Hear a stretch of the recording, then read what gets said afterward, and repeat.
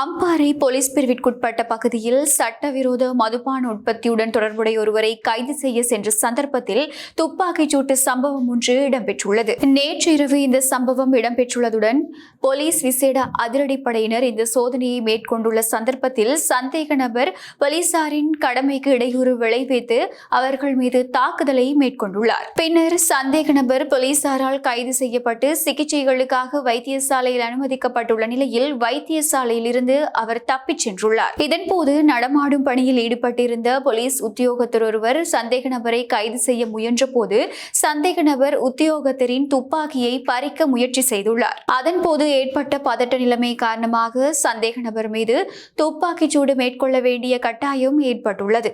இதனைத் தொடர்ந்து போலீசார் சந்தேக நபரை வைத்தியசாலையிலும் அனுமதித்துள்ளனர். இந்த சம்பவத்தில் போலீஸ் உத்தியோகத்தர் ஒருவரும் காயமடைந்து வைத்தியசாலையில் அனுமதிக்கப்பட்டுள்ளதாக தகவல்கள் வெளியாகியுள்ளன.